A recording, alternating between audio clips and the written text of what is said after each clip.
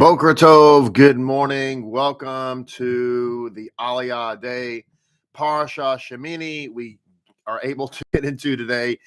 Woo, boy, it has been a busy couple of weeks, a busy few days. We had a fantastic wedding last night, and Mazel Tov to Mr. and Mrs. Merritt. Very thankful for them being able to be joined in holy matrimony. It was a great time. It was a great event. I'm incredibly tired, but here I am to do the Aliyah, to welcome in Parasha Shemini. We are going to be looking today at the quantum of 8. An introduction from the KL Tumash to our Torah portion has some really great insights. Shemini is a really great Torah portion, because it starts out with kind of completing the thought process, the idea, the discussion of the inauguration of Aaron as priest, and then it gets into the actual, really it's actually the Yom Kippur, the lifting up of the sanctuary, the glory coming down. Aaron's sons are killed. We learn a great lesson there, a huge lesson. And then, of course, we get into the critical topic of kosher eating, which is incredibly important with respect to being able to understand Torah, follow Torah. We'll be talking about all of that this week. So I'm very excited. So glad you're here. Thank you so much for being here with us and being a blessing. Thank you guys for joining us. All that you do on Shabbat as well, and all the discussions therein. It's really, really great. It's an oasis for me to come here and be around people who aren't insane. That's all. That's always helpful, and who know how to think rationally. So let me say good morning to everybody. We'll dive into our discussion, introduction of Parasha Shemini. I want to say hello to Devorah. Hope you're having a great day. To Marita, hope you're doing fantastic, and looking forward to seeing you guys as well. Gianna was able to be there with us yesterday. That was exciting. Zakin Yagal and Nellie Grace, good morning. Leah, hope you're doing fantastic. Peaches and Brenda, welcome aboard, by the way. And Chris and Crystal, hope you're doing fantastic as well. Who else do we have? Ahava. Ahava's in the house. Welcome this morning, Ahava.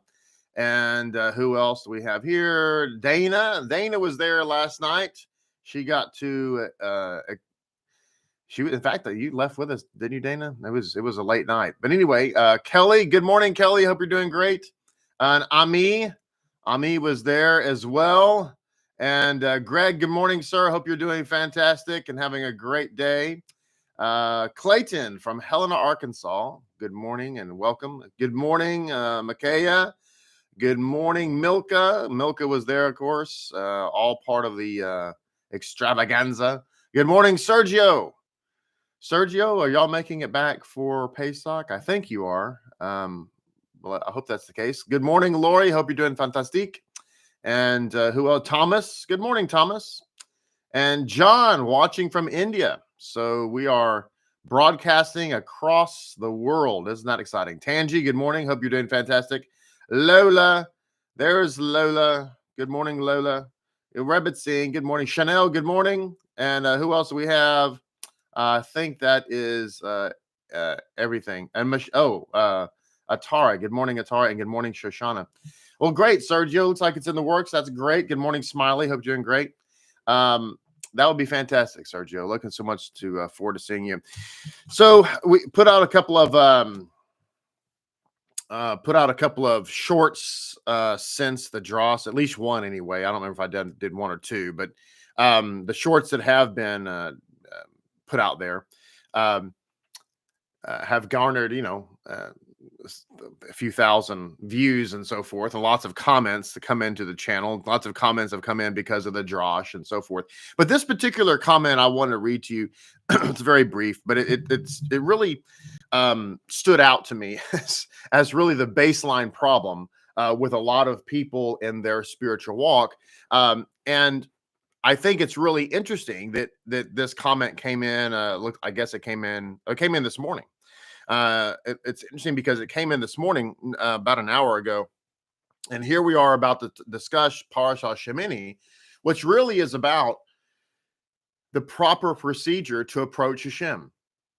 Well, anyway, this is the comment. I think you'll know what I'm saying here. It says, the person writes, this is in response, by the way, to the short that I did on, Shmeester being pagan or whatever. And the person responds and says, doesn't matter. Who cares? Shmeester is now forever about Christ, the risen King, and that's who you really have trouble with. That's why you keep deflecting. The last part of that is incoherent. I have no idea what the person means. They're probably assume that I'm not someone who believes in Yeshua, which is interesting, as I've talked about in times past, that if you actually are a Jew and practice Judaism, Christians can't wrap their head around the fact that you actually believe in the Messiah. Because why? Because the Messiah is anti-Jew. He's anti-Judaism. So if you believe in the Messiah, you're clearly not going to be doing Jewish stuff. But putting that aside, going back to the first part of this comment, I think, and I wrote back and I told this person that first of all, what they said is not true, because Shmeester is not all about JC. There are plenty of Wiccans and pagans who celebrate Shmeester just like you do, and it's not at all about JC. And so it's just the comment itself is fundamentally false. But I did go on to say, but you did illustrate, in my view, the underlying problem of your religion, and that is you don't care, and it doesn't matter. The problem is that's indicative of the fact that you don't really worship the same God as the God of the Bible, because the God of Israel, the God of Abraham, Isaac, and Jacob, does care, and it does matter. And this particular parashah puts an exclamation point on that. It does matter, and how we approach him is important. Just ask King David and the incident with Uzziah and the bringing the ark from Jerusalem. Does it matter? King David found out that, in fact, it does matter. Aaron found out, and his two sons found out it does matter. But the problem with any false religion is that facts don't matter, and that scripture doesn't matter. Christianity is a faith that is very, very loosely based upon the Bible. It doesn't matter. One time, some of you know, I used to be involved, Rebsy and I both used to be involved in Civil War reenacting. We were part of an organization that was authenticity was extremely important to us. Excuse me a second. Anyway, there's a museum in Corsicana, Texas now, and it's been there for a number of years. And they hired a movie company to film a short Civil War documentary, and they were going to. It's, as far as I know, it's still playing at this museum. It's part of the film. You come in, you see the introduction to the museum or whatever. Anyhow, they wanted to. The museum wanted to hire our organization to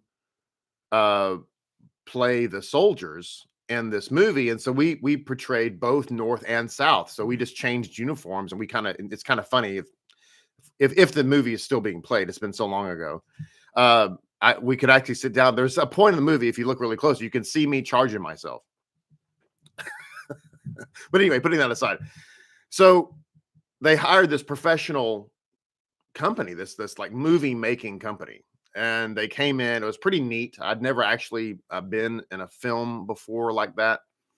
And so the director hired me. I mean, it was a token, whatever. And I was the technical advisor, historical technical advisor.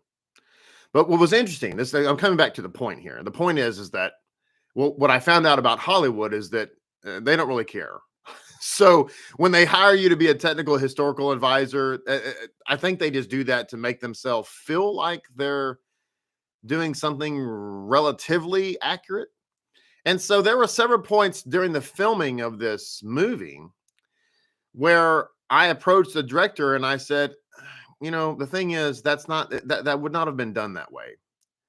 And I remember distinctly one time, he was sitting in his director's chair and this was going on. I just approached him and I said, excuse me, problem is you're doing this or doing that, whatever was it. And that's not how that would have been done in the Civil War. He just looked at me, kind of grinned, shrugged his shoulders and said, creative license. And I realized at that point, I kind of stopped giving advice after that because I started realizing that what they really wanted was a Civil War movie loosely based on the Civil War. And I realized that that's what Christianity is. It's really a religion loosely based on the Bible. And who cares? It doesn't matter. Creative license. But the problem, that's the problem. That's the root problem of the foundational problem of that. Okay. What are we supposed to learn from that as Jews who believe in the Messiah? The real one. What we're supposed to take away from that is don't be like that because it does matter.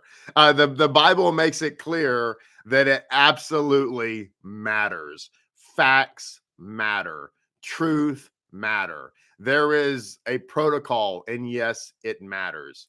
And so to me, this is the big difference. Okay.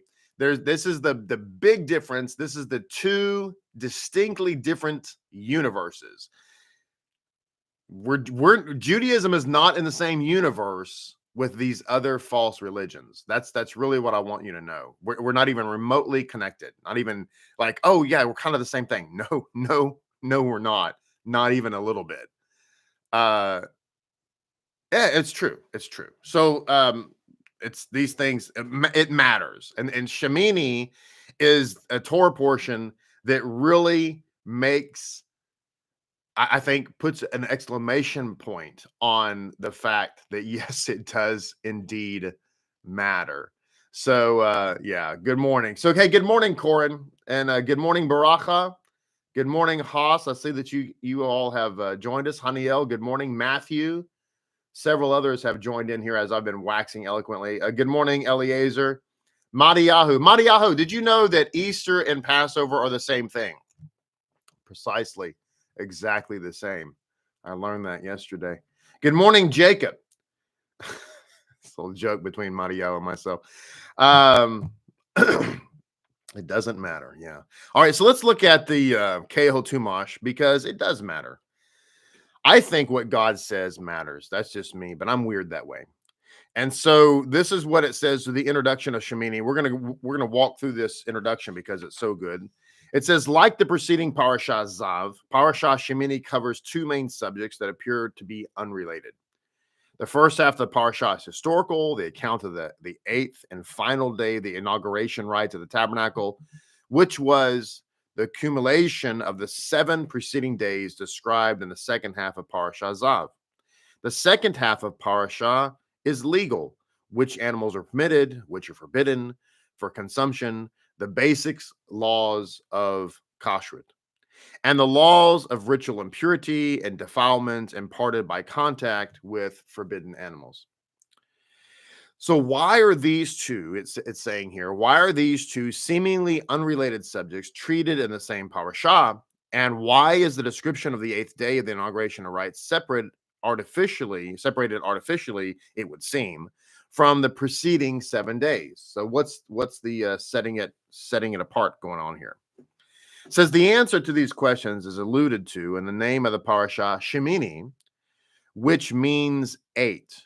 Referring to, as we have said, to the day following the 7 days of the inauguration of the tabernacle. So 7 is completion. That's what the number 7 represents. So if 7 is completion, how can you go beyond completion? And the answer is through the 8.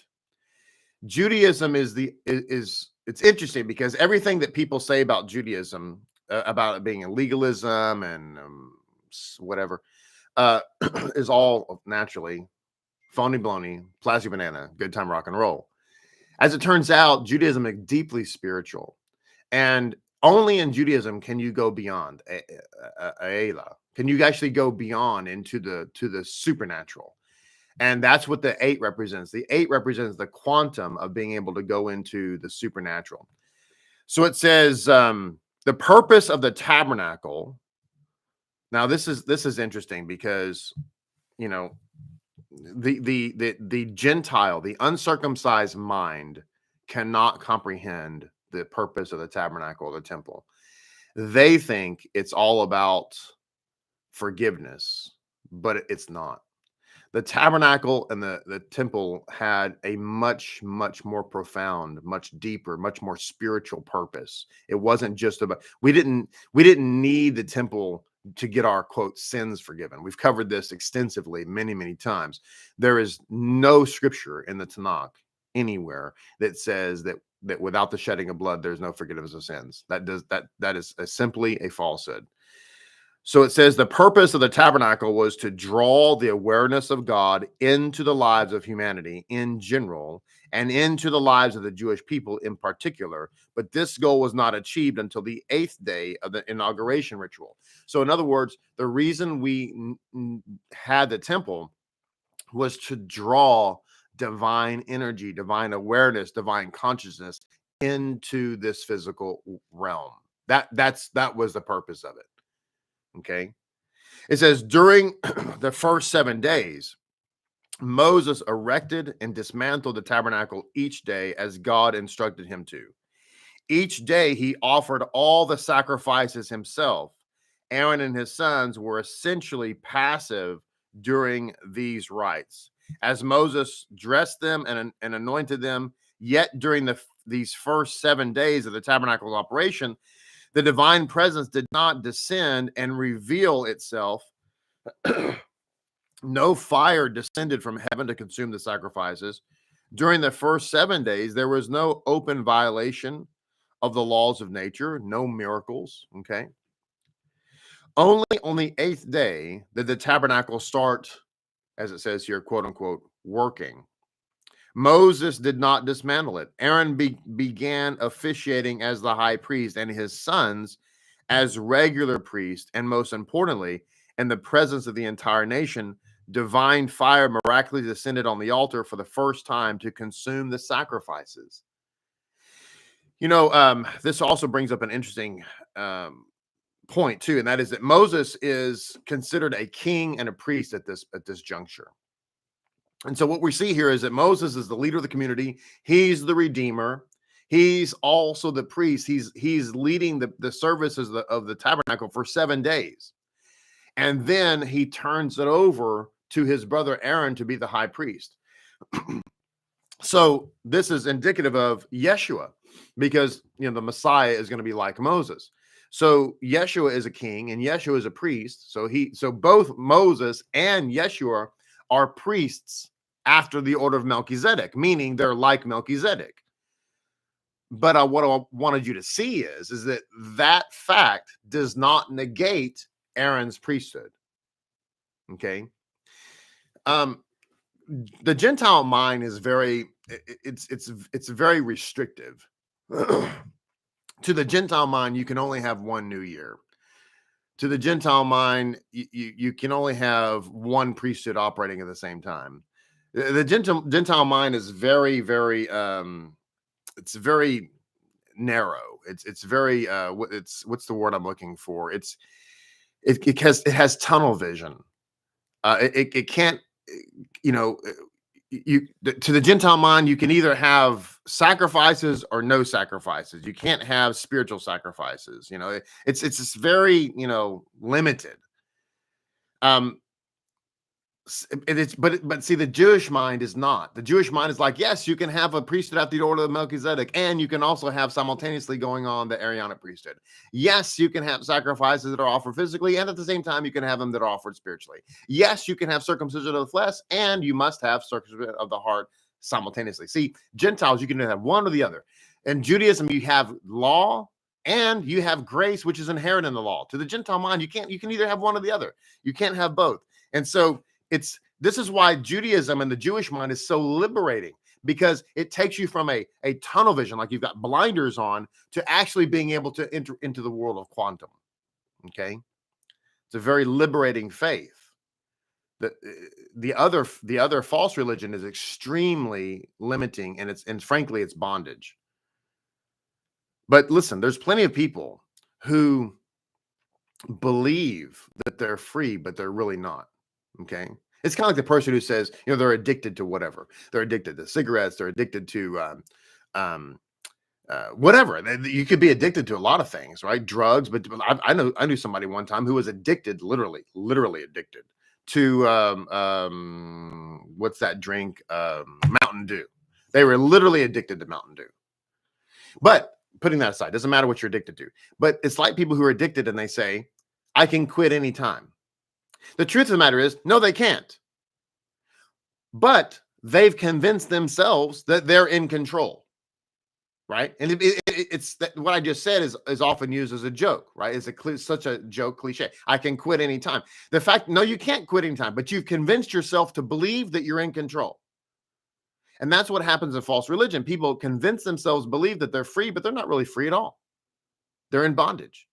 If you were really free, then you could follow the will of God, but you can't. Why? Because you can't stop eating bacon. Why? Because you want it. You're addicted to things that you're not supposed to do. That's the fact. I've had people say, well, I could never be a Jew. Why? Because I can never stop eating shrimp. Think about that for a moment. Who is your God? Who is your God? See, like the lady said on the channel, it doesn't matter. Who cares? It does matter. See, the fact of the matter is that she's lying to herself.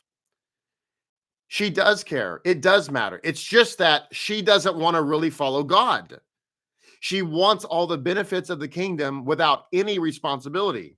That's what bothers her. Okay? It does matter. She's just convinced herself that it doesn't matter because she's trying to maintain the status quo. Do you understand what I'm trying to say? It's deeply psychological. And we convince ourselves of this stuff because we're trying to rock ourselves asleep at night, thinking that I'm still okay, even though I'm in complete rebellion to the God of Israel. People have convinced themselves that they're actually following God's law by not following God's law. It is literally insane. People say, well, the reason I uphold the laws of Moses, how? Because I have faith in JC. Wait a minute. But you intentionally don't follow the laws of Moses. I mean, you're eating what you're not supposed to. You're celebrating pagan holidays. You're a mess. Yeah, but I'm upholding it because I have faith in him. Listen, guys, I can't begin to explain to you just how delusional that is. But people have actually convinced themselves that what I just said is legit. It's crazy, literally crazy. What's the lesson for you and I? Well, the lesson for you and I is not to be that way. And how do we do that? Well, we do it by approaching things with the critical thinking skills, with rationality, with logic. This is why I preach so much on this channel and Lapid Nation in general. To please think, please use your brain, please be rational. Okay. Think things through, read stuff in context. It's amazing to me how many people say, well, you took that out of context, but they can't tell me how I took it out of context because they've never read it in context. The fact that the revelation, it says, of God occurred only on the 8th day reflects the notion that the number 7 signifies the natural order, whereas the number 8 signifies the miraculous transcendence of natural order.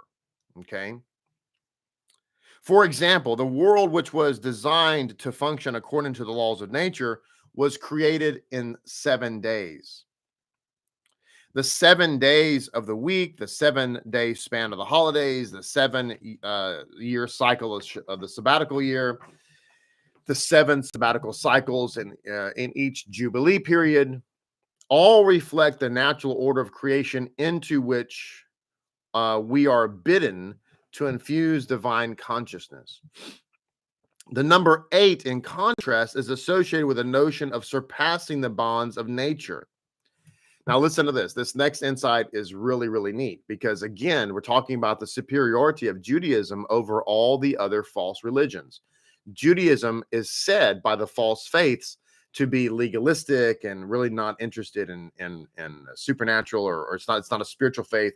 The letter writer lied to you and told you that if you follow the law, it's because you don't have faith, which of course, if you think about that critically, that's a ridiculously stupid comment. It's one of the most stupid things that Paul ever said in Galatians, was that to keep the law was not to have faith. That's so incredibly dumb. Because why would you be keeping the law of Moses if you don't have faith in God? What would be the point? But again, people don't. You have to really work hard sometimes to extract that level of rationality from people, because they're not trained to think that way. And so anyway, with that said, Judaism is deeply spiritual.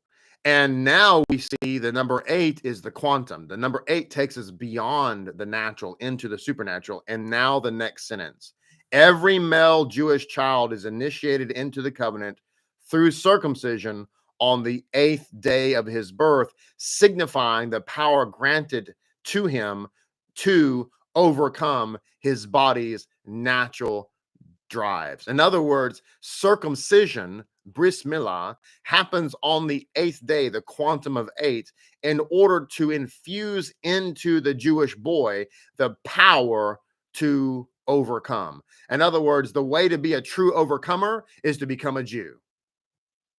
And isn't that true? Isn't it true that Jews overcome our flesh? We overcome our flesh. We in a lot of ways, but in Parashat Shemini, we're going to be talking about what we can and can't eat. Listen, for a lot of people, that's a mountain. That's Mount Kilimanjaro. I mean, that's the Himalayas. The ability to overcome your stomach as your God, for a lot of people, is beyond their reach, but not to a Jew. We're not the least bit tempted. Well, let me retract that. You could be tempted, but we're not going to. It's important. We care, and it does matter. And as a result, no, we won't eat it. Somebody might say to me, "Well, don't you think that bacon tastes good, or pork tastes good, or shrimp or lobster or whatever tastes good?" Well, I might have told you 20 years ago, yes. Now, no. No, it doesn't. It's repulsive to me now. But back in the day, I would have said yes. But who cares? I'm sorry. Why does that matter? So, because there's lots of things that are sinful that quote taste good or feel good. Well, since when was that our benchmark? But listen, to a lot of people, subjective emotional experiences is their benchmark. A lot of people will not call the Messiah by his actual name, because they've had a subjective emotional experience under some other false name. To them, they will die there, because it's all emotion based. So it goes on to say, the day following the 7 days of Sukkot, the holiday Shemini at Zeret, takes the theme and the lessons of Sukkot, which celebrate the brotherhood of all humanity, and focuses them on the Jewish people as the chosen nation that transcends the natural goals of human civilization by disseminating divine consciousness. The holiday of Hanukkah, the commemoration of the miraculous victory of light over darkness, is celebrated for 8 days. Nevertheless, although there is a quantum difference between 7 and 8, the fact that the 8th is called the 8th demonstrates that it is somehow a continuation of the preceding 7, that without the 7 unmiraculous days of inauguration, there could not be a miraculous 8th day. This is because God made his miraculous intervention dependent upon us doing all that we can within the natural order to prepare for it, for such a revelation. True, God's gesture of opening the gates to the unattainable is still considered an unearned divine gift rather than the reciprocal response to our efforts, since our efforts can in no way compare to God's supernatural response. Nevertheless, without our prior preparatory efforts, no supernatural revelation can take place. Now, again, this concept I just read to you is beyond the limited confines of the Gentile mind. Because to the uncircumcised Gentile mind, there's no God has to do it all and you have to do nothing. If you do something, then they see that as you're working for something. But it's quite evident here that what Judaism is teaching is that God clearly expects us to do something to cause or create an environment in which God can show up with his supernatural power. And even though we are doing something, quote unquote, works, the Jew realizes that it's actually God and his supernatural grace that's done it all, because how could our anything compare to his everything? So you see, the Jew is not confused. This is why we live Torah. Some people say no one can live the law. It's so, pardon me for using this word again, but that is so super dumb. If you're watching this channel right now and you say you've said or you've heard people say no one can live by the laws of Moses, I need you to understand how incredibly foolish that is, because Jews do it every day. But I digress. The fact of the matter is that even though we're following the laws of Moses, and it's really important, and yes, it does matter, and yes, we do care, so does God. Yet when we come before him and ask HaShem to, pardon our transgressions and so forth, bless us or what have you, we never, ever, ever, ever, ever say to God, hey, you should do this because I'm so amazing in my Torah keeping. In other words, we can follow the Torah and at the same time, at the end of the day, recognize that everything we've just done is completely not even close to being up to par. And I'm telling you right now, this is true even for the highest Torah scholar, for the highest rabbi. For the highest rabbi, I promise you, if you sat down, in fact, I can show you prayers from the greatest rabbis who wrote prayers and said, God, my mitzvah keeping is nothing. It's worthless. It's in our siddur. But yet we have to do something. You have to be circumcised before you can partake of the lamb who was sacrificed. A lot of people are running around saying, I've partaken of JC, the Lamb of God, and yet they're uncircumcised. According to the Bible, that's an impossibility. And so what is circumcision? What is circumcision compared to slaughter? Nothing. Nothing. I mean, even if you got circumcised as an adult and, it's rather uncomfortable. So I've been told. But what is that compared to being slaughtered? And of course, naturally, the answer is, well, in comparison, nothing. Exactly. And yet, we have to have that in order to have the ability to partake of the Passover lamb and enter into the covenant. So you have to have the natural 7 if you want to have the supernatural 8. See, a lot of people just want the quantum 8 without the natural 7. That's Christianity. That's a lot of faiths, not just Christianity, but obviously millions upon millions of people live this way. They want this quantum of 8 without the natural 7, and you just can't have that. You can't have the Jubilee if you've never kept the Jubilee years. You can't have the Shabbat if you haven't lived the week. You just can't go from Shabbat to Shabbat. So this brings us to a conclusion. We'll wrap it up with a statement here. The introduction here, the chaos brings down that at the end of the day, this is all connected.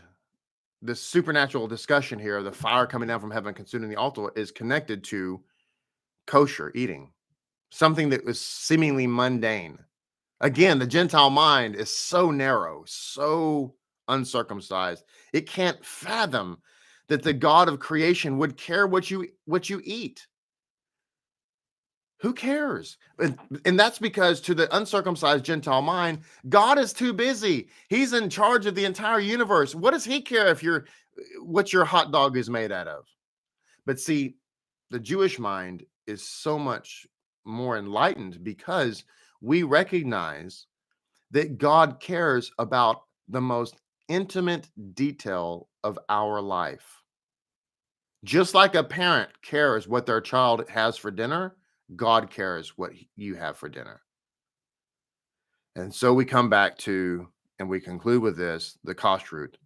It says, in light of all this, we can understand why the account of the 8th day of the installation rites of the tabernacle is paired with the laws of kashrut and purity, rather than with the account of the preceding 7 days. Both, that is the account of the events of the 8th day and the laws following it, are expressions of the true purpose of creation, which is the revelation of supranatural divine consciousness within the natural physical world. This is why what I wanted to leave you with was when we eat kosher, really kosher, true kosher, you saying, well, I'm doing this because it's God's will and so forth, and it's true. But what you don't realize, or may not realize, is that actually in so doing, you're bringing down supernatural divine consciousness into your quantum realm. End of our Aliyah today. Thank you so much for being a part of this with me. Please be sure and like this video, share with all of your friends, comment on it. Let's get the word out. And don't forget to commit to being a tither.